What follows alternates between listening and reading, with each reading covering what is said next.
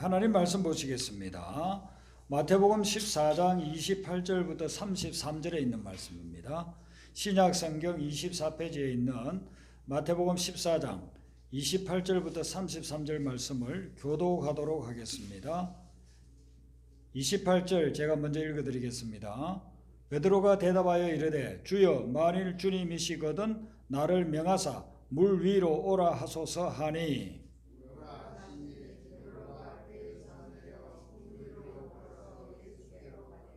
바람을 보고 무서워 빠져가는지라 소리 질러 이르되 주여 나를 구원하소서 하니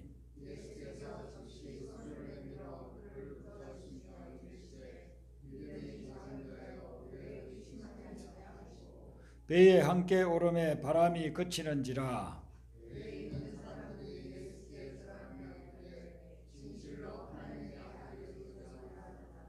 아멘.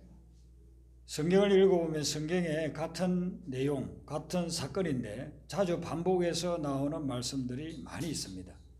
여러분들이 시편을 읽어보면 시편 150편 중에 출애굽이나 광야 생활에 대한 내용이 수도 없이 반복해서 나옵니다. 똑같은 내용인데 하나님이 왜 이렇게 많이 반복했을까? 그게 중요하기도 하고 또 다양한 하나님이 주시는 메시지가 있기 때문에 그런 것입니다. 오늘 이 본문에 나오고 있는 물 위를 걷는 사건, 이 사건 바로 앞에 보면 예수님이 물 위로 걸어오신 사건이 있습니다. 예수님이 물 위로 걸어오신 이 사건은 복음서에서 마가복음, 요한복음에도 같이 나와요.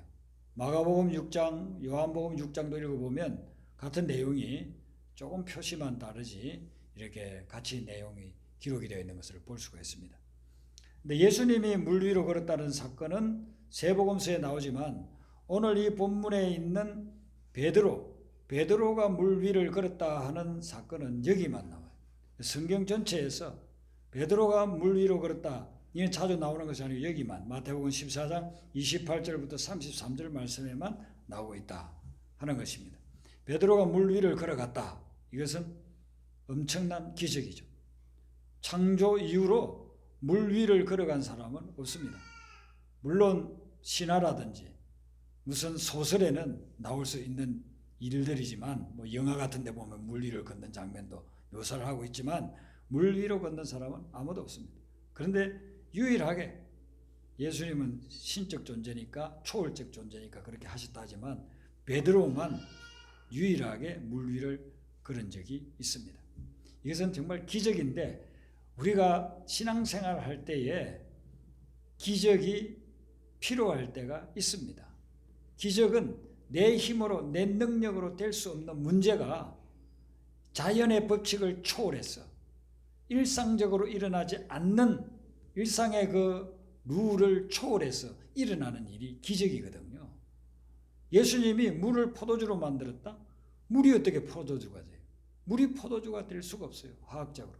그런데 예수님이 물을 포도주로 만들었다는 겁니다. 이게 기적이에요. 그리고 예수님을 찾아왔던 많은 병자들, 그 병자들을 예수님이 치유해 줬어요. 2000년 전에는 요즘처럼 의술이 발달해 있지 않기 때문에 불치병 환자가 너무너무 많았어요. 지금은 약 하나 주면 쉽게 나을 수 있는 것. 지금은 수술 한번 하면 나을 수 있는 병. 그러나 그 당시에는 약도 없고 수술할 수 없으니까 그냥 불치병이에요. 근데 그런 불치병을 예수님이 수도 없이 많이 치유해 줬어요. 기적이 일어난 거예요. 어떤 선교사님은 아프리카에 선교하러 갔는데 수십 년 전에 거기에는 뭐 요즘은 냉장고가 있지만 냉장고도 없는 그런 지역이에요. 근데 열병을 알았어요. 열병을 알았는데 이 열병을 낫게 하는 방법은 얼음을 가져와요. 아프리카에서 무슨 얼음이 있겠어요?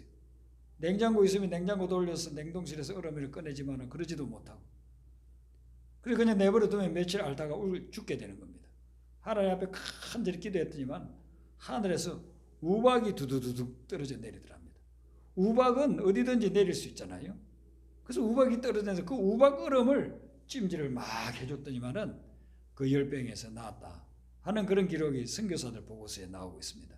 아프리카 그 열대 우림 지역에 거기에 무슨 우박이 얼음을 어디서 구할 수 있겠습니까? 한겨울에도 겨울 날씨에도 우리로 치면 초여름 날씨인데 그런데 거기 하늘에서 우박이 내리니까 그것을 가지고 치료를 했다는 그런 기록들이 나와요. 이런 기적들이 있는데 우리가 일상생활을 해나가면서 또 신앙생활을 여러분들 해오시면서 여러분들도 아마 적어도 한두 번 이상은 기적을 체험했을 것입니다. 근데 저는 예수님 믿고 나서 또 목회하면서 많은 기적을 체험했습니다. 육신의 몸이 질병으로 인해서 너무 고통스러울 때 하나님 앞에 기도했더니만 하나님이 깨끗이 치유해 주세요. 몇 년 걸릴 수 있는 질병을 깨끗이 치유해 주시더라고요. 그리고 유학을 갈 때 제가 재정적으로 너무나 가난한 그런 상황이기 때문에 스스로는 어떻게 할 수가 없어요. 그런데 5년 반 동안 섬겼던 교회에서 성도들이 선교 후원회를 2군데를 이렇게 만들어 가지고 그리고 저를 갖다가 공부 끝날 때까지 후원을 해주세요. 그것은 제가 전혀 생각지도 못했거든요. 하나님께 기도하니까 하나님이 개척이나 목회하는 것보다 지금은 가서 공부를 좀 하라. 그렇게 해서 그 응답받고 준비해서 가는데 하나님께서 그 없는 재물을 그렇게 정말 기적적인 방법으로 만들어서 저를 공부를 다 마칠 수 있도록 그렇게 해주시더라고요. 교회를 개척했을 때에 병원에서는 이분은 불가능합니다 했던 분들이 있어요. 그런 분들이 3분이나 살아나서 어떤 분 한 분은 간증 하나도 안 했는데 한 2주 만에 살아서 걸어 나와가지고 교회 앞에서 자기가 스스로 간증하는 그런 경우도 있었어요. 우리가 이 세상을 살아나가면서 기적이 필요합니다. 그러면 어떻게 하면은 우리가 기적을 체험할 수 있을까요? 그런 영적인 원리가 오늘 이 말씀 속에 기록이 되어 있습니다. 첫 번째는 우리가 기적을 체험하려고 하면 믿음이 있어야 됩니다. 믿음이 없으면 절대로 기적을 체험할 수가 없습니다. 물론 하나님 안 믿어도 기적이 있어요. 불신자들도 기적이 일어나요. 그러나 그것은 우연히 일어나는 것이고 우리 믿음의 사람들이 오늘 베드로가 경험한 것처럼 이런 믿음의 사람들이 하나님이 일으키는 기적을 체험하려고 하면 우리가 먼저 믿음이 있어야 된다는 겁니다. 28절 말씀 한번 같이 읽어보겠습니다. 28절 같이 읽습니다. 시작. 베드로가 대답하여 이르되 주여 만일 주님이시거든 나를 명하사 물 위로 오라 하소서 하니 아멘. 베드로가 물 위로 걸어오는 예수님을 보고 뭐라고 말씀하느냐면 만일 주님이시면 나를 물 위로 걸어오라 하소서. 주님이시면 하실 수 있다 이거죠. 나는 못하지만은 주님이시면 하나님이면 얼마든지 하실 수 있다. 이 믿음을 가진 거예요. 그리고 우리가 어떤 하나님이 일으키는 기적을 체험하려고 하면 하나님은 하실 수 있다는 그 믿음을 가져야 돼요. 그 믿음이 없이는 의심하면 절대로 일어날 수가 없어요. 기적은 내가 일으키는 것이 아니에요. 하나님이 일으키시는 거니까 그 기적을 일으키는 하나님을 향한 우리의 절대적인 그런 믿음이 필요해요. 믿음을 가질 때 그때 기적의 역사가 일어나는 거죠. 마태복음 8장부터 예수님이 많은 병자들 여러 가지 병에 걸린 사람들을 치유하는 그런 과정들이 나와요. 백부장이 자기 하인이 중풍병이 걸렸는데 예수님께 와서 고쳐달라고 하잖아요. 그때 예수님이 어떻게 해서 그를 고칩니까? 직접 찾아가 가지고 고쳐주려고 했더니만 백부장은 아이고 우리 집에 오는 거 감당을 못하겠습니다. 내 밑에 부하들이 많은데 이거 달아 하면은 즉각하고 저거 달아 하면 즉각합니다. 그러니 예수님이 말씀만 하시면 다 낫겠습니다. 예수님이 놀랐어요. 그때 예수님이 뭐라고 말씀하시냐면은 가라 내 믿은 대로 될지어다 그랬어요. 백부장 너가 믿느냐? 내가 말만 해도 하인이 중풍병에서 치유될 줄로 믿느냐? 그러면 내 믿은 대로 될지어다 그러는 거예요. 그러니까 하나님이 우리를 향해서 요구하시는 것이 뭐 다른 거 아무것도 없어요. 믿음을 먼저 요구. 믿음이 있느냐 없느냐 이것을 요구한다는 것입니다. 그리고 딸이 또 아파서 병들어 있는 그런 어머니가 와서 주님 앞에 기도했을 때도 주님이 그 믿음을 보고 또 12해 동안 혈류증 피가 나는데 이게 멈추지를 않아요.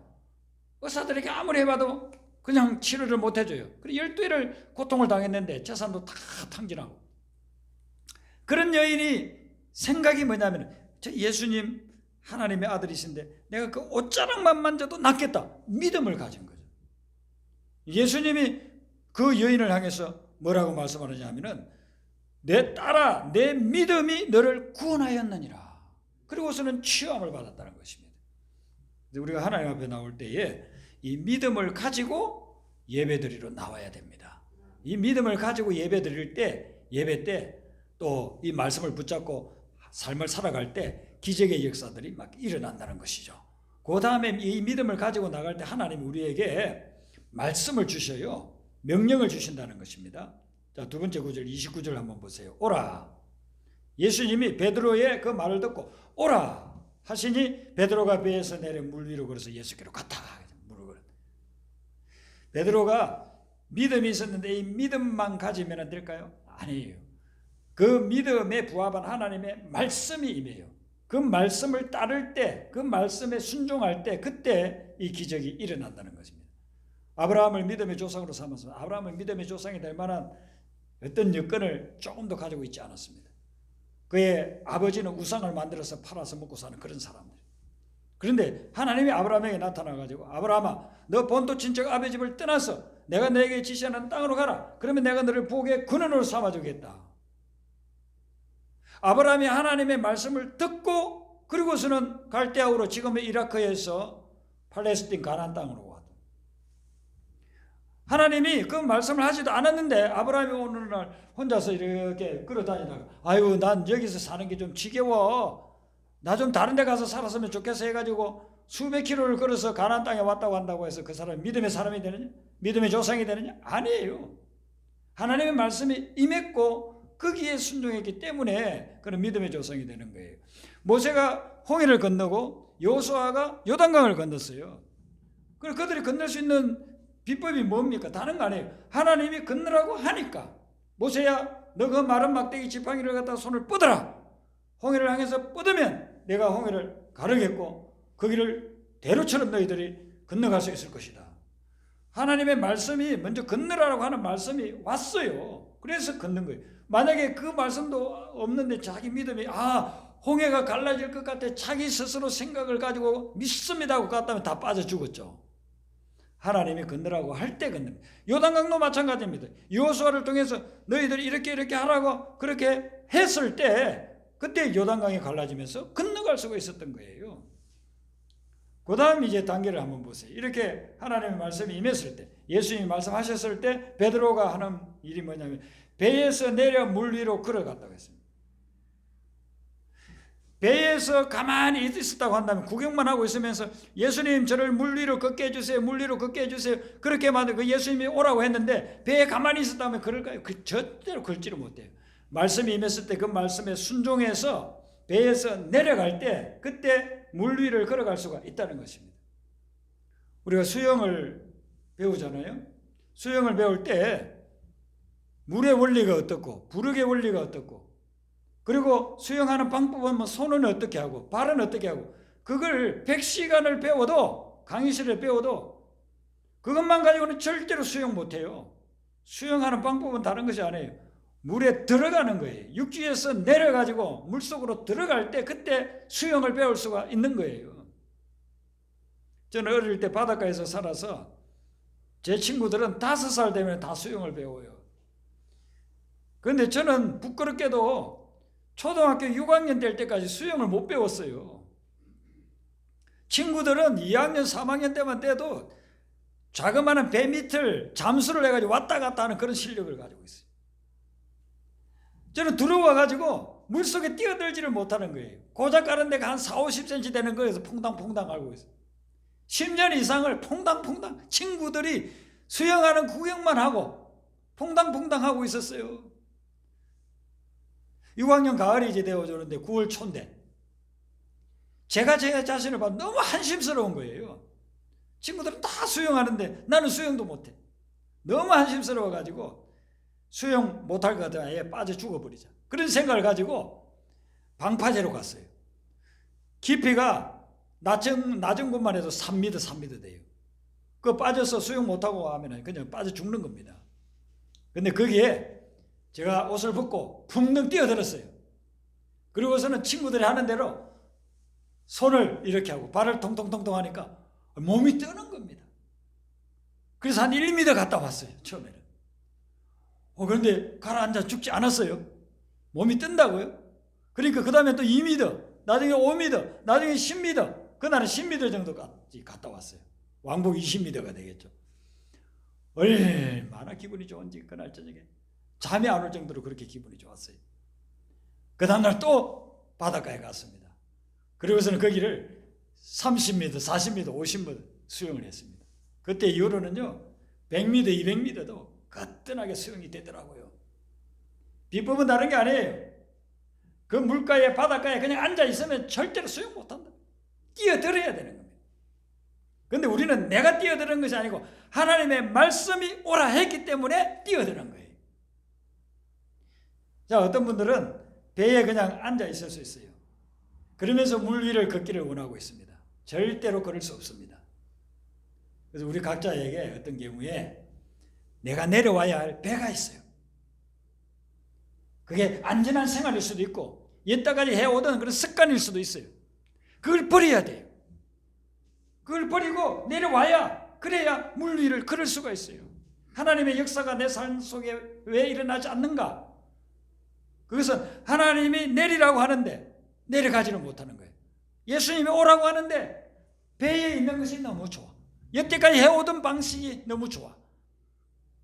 나는 이 안전한 게 좋지 이 안전한 게 깨지는 것을 싫어. 그렇게 하고 있으면 물 위로 걷는 기적, 하나님이 일으키는 역사 절대로 우리가 체험하지 못한다는 것이죠. 많은 사람들이 어떤 사람들은 보면은 재능도 있고 능력도 있는 분들이 있어요. 그런데 이런 분들이 아무 일도 못하고 있는 그런 경우들이 있어요. 왜 그런가? 망설이고 있는 거예요. 이렇게 할까 말까 저렇게 할까 말까 늘 망설이고 있는 거예요. 그러면은 일을 이루지를 못해요. 그리고 두려움을 가지고 있어요. 실패에 대한 두려움. 이거 하다가 실패하면 어떡하나. 아무리 내가 계획을 잘 세워도 어떤 경우는 실패할 때도 있습니다. 그런데 열심히 하다 보면 실패하는 것은 그것이 오히려 또 내 인생에 좋은 교훈이 될 수도 있습니다. 그렇기 때문에 내가 한다는 것이 아니라 하나님이 하라고 하는 일이라고 한다면, 하나님이 말씀하라고 한 거라고 한다면 배에서 뛰어내리래. 그 뛰어내리는 결단을 가져야 그 다음에 하나님의 역사가 일어나요. 근데 너무나도 많은 사람들이 신앙생활하고 하나님을 믿는다고 하면서도 주님이 뛰어내리라, 주님이 배를 떠나라, 주님이 이리로 오라 하는데도 불구하고 그게 결단을 내리지를 않는 거죠. 근데 베드로는 실수가 참 많은 사람이에요, 보면은. 그런데 멋진 부분이 이런 부분이에요.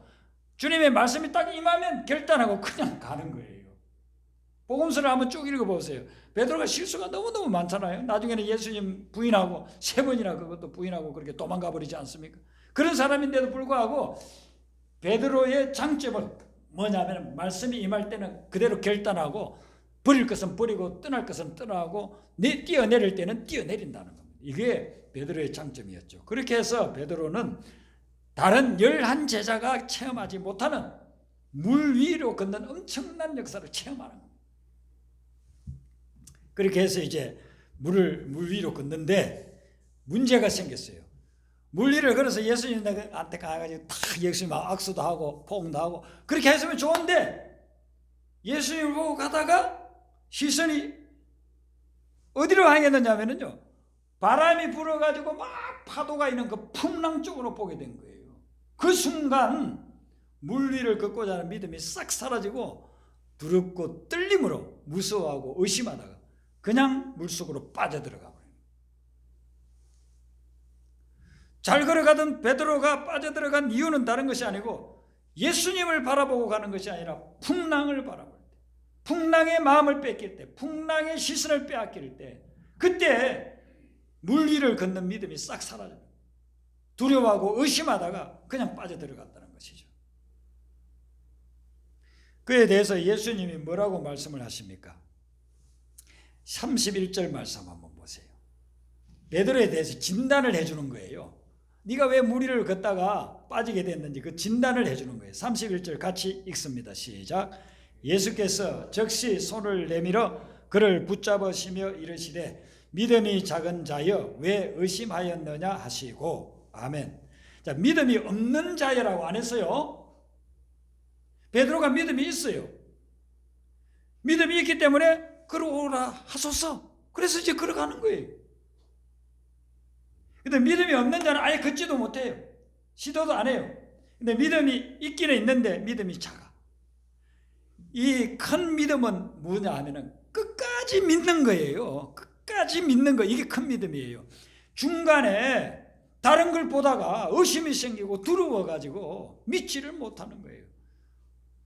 내가 물 위를 걸어가네. 이럴 수가 있나. 이렇게 하다가 풍랑을 보는 순간 저렇게 풍랑이 있는데도 내가 계속 걸어갈 수 있을까? 저렇게 풍랑이 큰 파도가 막 나에게 달려오는데 난 이제 죽었네 하는 순간 진짜 물이 빠져서 죽게 생긴 거예요. 예수님이 우리를 향해서 하는 말씀이 거예요. 너 믿음이 좀 작다. 교회 오고 예배 드리고 하나님을 믿는다고 하고 그 믿음은 있어요. 믿음이 있는데 이 믿음이 작아요. 그래서 세상에서 일어나는 사건 때문에, 세상에서 일어나는 어떤 문제 때문에 시험거리나 유혹거리나 이런 것들이 생기면 그냥 주저앉는 거예요. 의심이 생기고 두려워하면서. 그래서 이런 믿음은 예수님이 보시기에 작은 믿음. 믿음이 있으니까 주님께 나오고 예배를 드린다. 신앙생활을 한다는 거죠. 그런데 작은 믿음은 기적을 일으킬 수가 없다는 겁니다.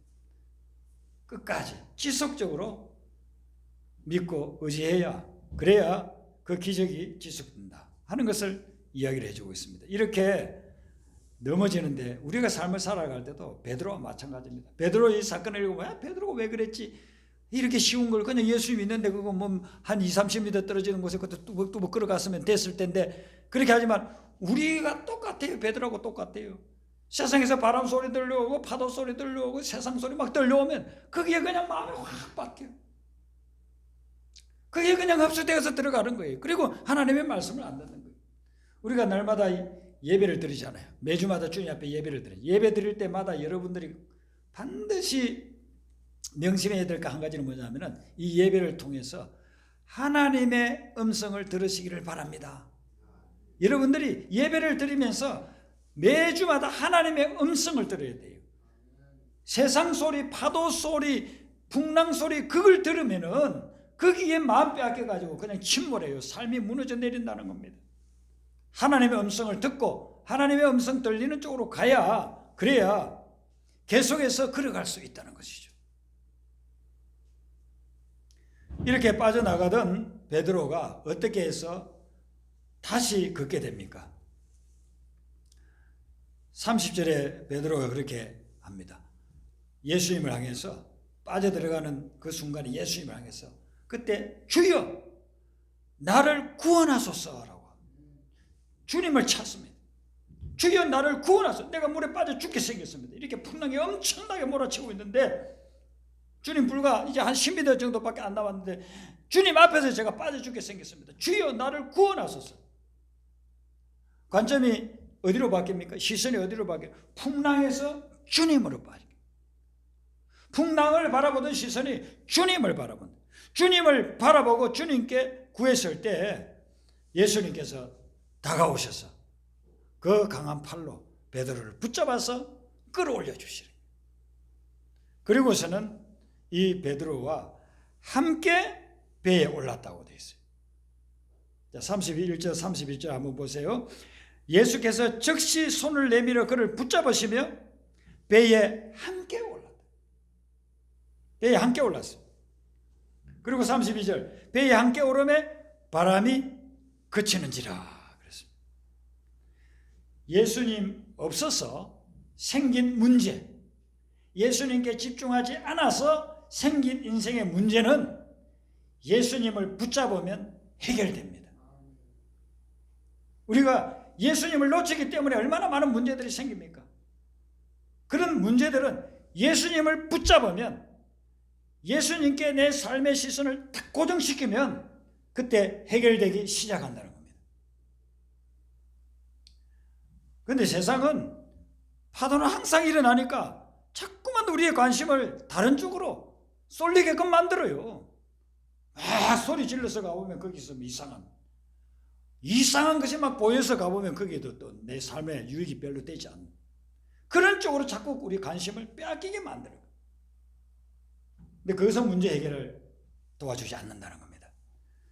예수님을 바라보고 예수님을 붙잡혀야, 예수님께 붙잡혀야, 그래야 문제가 해결된다는 것이. 그걸 지금 보여주는 거예요. 베드로는요, 남이 걷지도 못하는 그 물 위를 2번이나 그랬잖아요. 2번이나. 처음에는 믿음 가지고 예수님 말씀 떨어지니까 결단 내리고 가니까 걸었어요. 2번째는요, 예수님이 그를 붙잡아 줬기 때문에 그럴 수가 있었어요. 근데 이게 진짜예요. 이게 진짜. 우리는 스스로 가다가는 수시로 넘어질 수 있어요. 예수님이 붙잡고 예수님과 함께 가니까 배에 무사히 오르고 바람도 그치게 되는 그런 역사가 일어났다는 거죠. 1970년대에는 우리나라에 기도원들이 참 많았습니다. 근데 지금은 그 기도원들이 많이 없어졌어요. 근데 그 70년대 저는 예수님을 믿고 신앙을 했기 때문에 기도원을 참 많이 갔습니다. 저 전라남도 강진에 있는 만덕산 그 기도원에 가서 2달 동안 있었어요. 거기에서도 참 하나님의 그런 기적적인 역사들을 많이 체험했습니다. 그 전에 제가 간증도 했지만 거기 그 음식을 이렇게 대접하는 기도원을 원장하는 군사님이 계셨는데 저는 그때 20살이었습니다. 그분은 한 60대 정도 되시는 분이에요. 그분하고 몸이 아파가지고 이렇게 와서 거기서 지내고 있는 청년하고 셋이서 지냈어요. 집회가 있으면 많은 사람들 올라오지만 집회 없을 때는 셋이서. 그래서 제가 거기서 신학하고 기도하러 왔다고 하니까 새벽 기도를 인도하라 해서 매일 새벽 기도 인도하고 그리고는 무료로 있는 겁니다.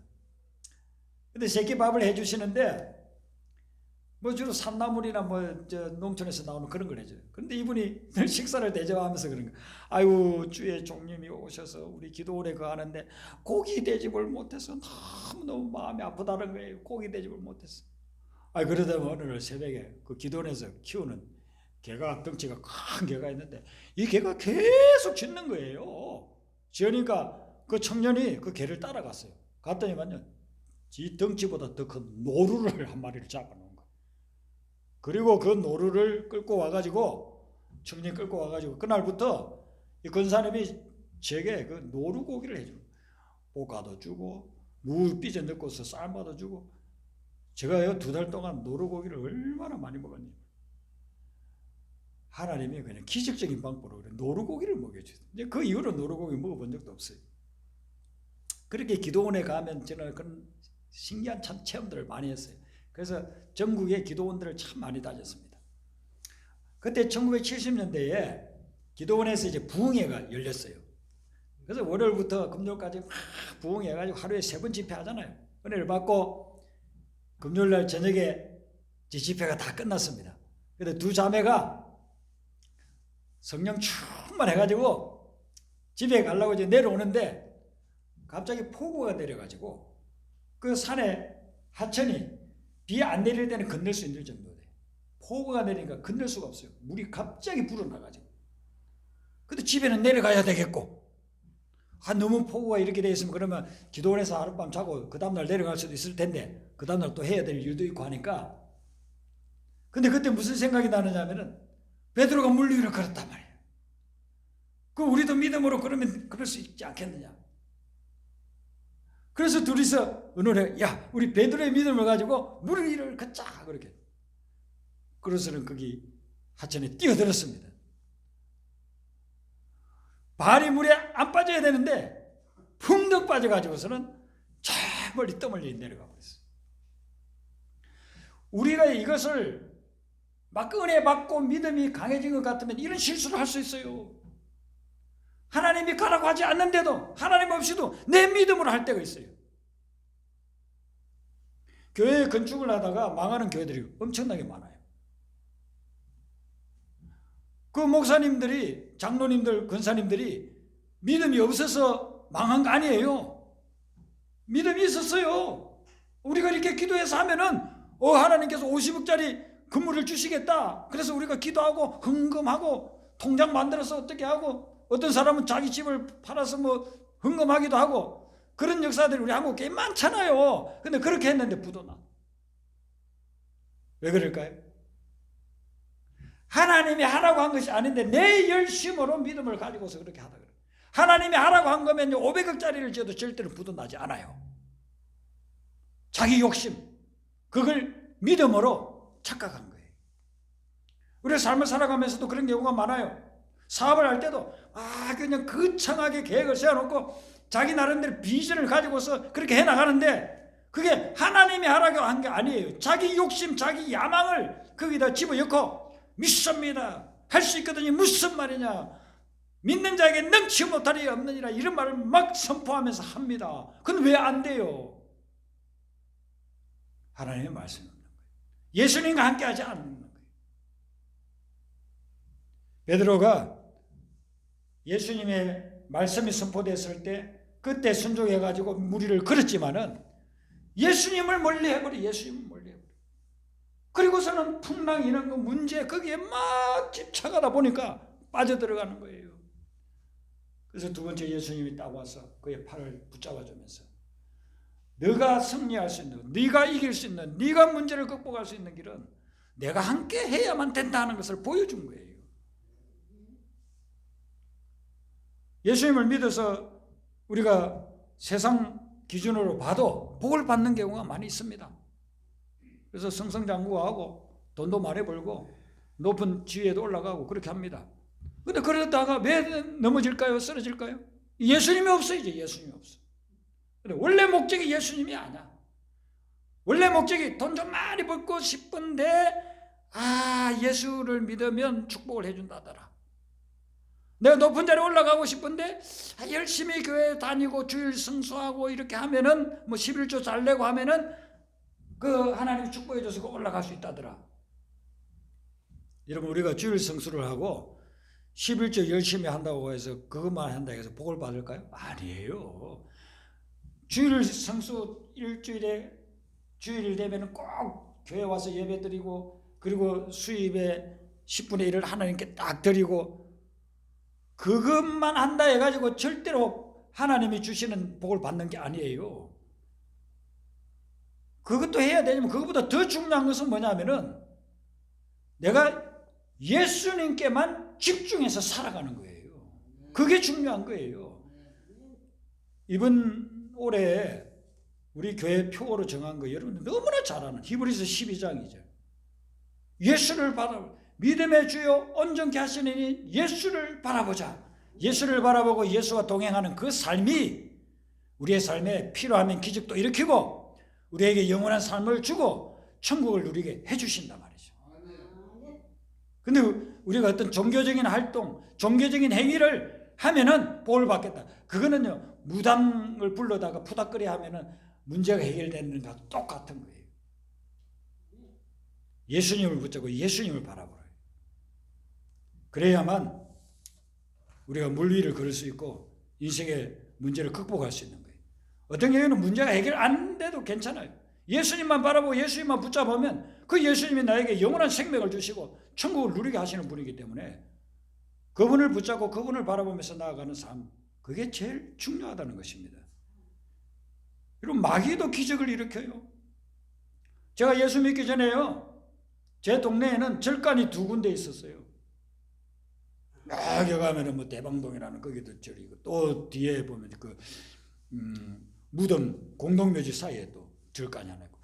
학교를 갔더니 중학교를 갔더니만은 친구가 새 친구가 생겼는데 너 어디 사냐 했더니 뭐 어디 산다고. 한 보니까 절이에. 그 아버님이 뭐 하시냐 했더니 아버님이 중이래. 대처성들은 결혼도 하잖아요. 제 친구 중에 중의 아들도 있었어요. 그 중들이 뭐 고상하게 스님이라 하지만은 이 중들이 얼마나 미신적인 그런 게 강합니까? 그래서 그 시골 동네에 희한한 일들이 일어난다니까요. 그 사람이 와서 이렇게 하면은. 그리고 점쟁이 불러다가 막 구다면은요, 웬만한 병들도 낫는다니까요. 기적이 우상이 되면 점쟁이 따라가잖아요. 어떤 목사님은 무당들만 전도하는 목사님이 있더라고요. 자기는 사명을 그걸로 받았대요. 그래서 평생 했는데 무당 10명 정도 회심시켰다고 그러더라고요. 근데 그 무당들이 고백하는 게 뭐냐면은 교회 다니고 예수 믿는 기독교인들 중에 자기 고객이 30%예요. 30%. 그리고 예수 안 믿는 사람만 거기 가는 게 아니고 교회 다니는 사람도 뭐 복잡하고 힘들고 뭐가 뭔지 모르고 할 때는 그 무당한테 물으러 가는 거예요. 무당한테 물으러. 주일날은 11절 들고 교회 가고 주중에는 복채 들고서 무당한 찾아가는 거예요. 원래 우리 한국 기독교가 예수 중심의 삶이 아닌 기적 중심의 삶을 살려고 하다가 그래서 이렇게 망하고 있는 겁니다. 기적이 목적이 아니고 기적을 일으키는 주님을 목적으로 삼으시길 바랍니다. 우리 그 주님을 목적으로 삼고 나가면 필요할 때 기적이 생겨요. 또 기적 안 생겨도 상관없어요.